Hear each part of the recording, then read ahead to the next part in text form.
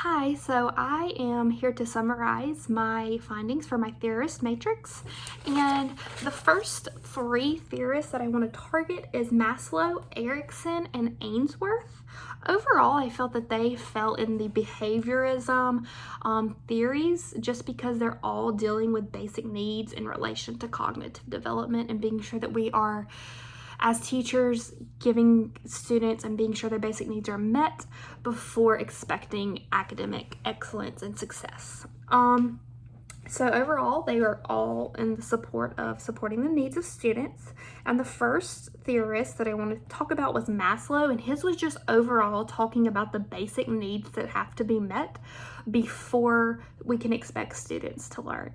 So my thought was that if a student comes into your classroom who has not slept or not ate anything, then you as a teacher have got to meet those basic needs before we are expecting the child to be able to do their schoolwork and to be their most successful selves.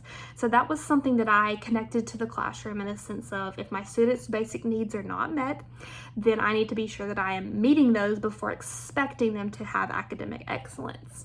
And then going into Erikson, he really targeted the needs of self-regulation and learning how to regulate emotions and just regulate behaviors.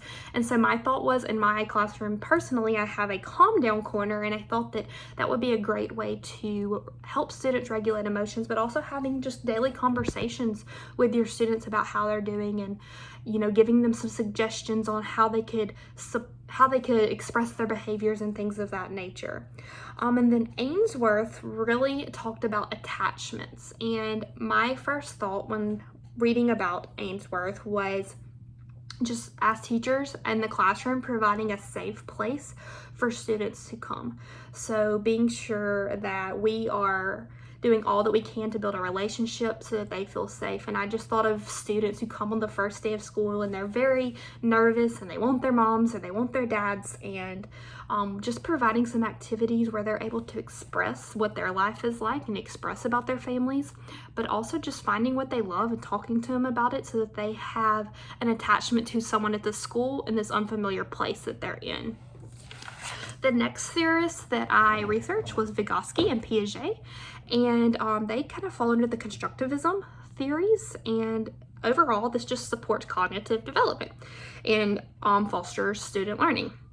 And so Vygotsky, he really targeted scaffolding in the classroom.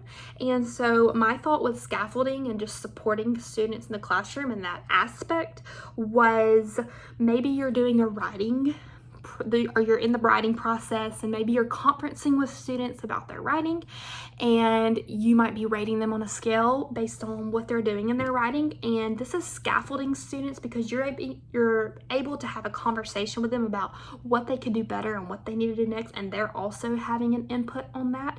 And so then it's giving them next steps so that they can do better on the next assignment.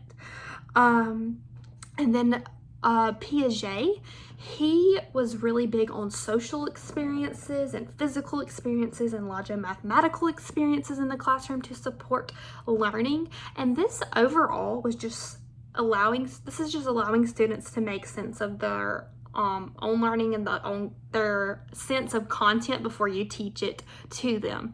So I thought of an example of, maybe, I know in first grade we learn about animals and habitats. So maybe you are giving them stations and centers and maybe some research activities where they're able to socialize with their peers about the topic that we're about to learn about. And then they're able to maneuver and do hands-on activities, and that logico-mathematical aspect of it is just allowing them to make their own sense of it before you give that direct instruction.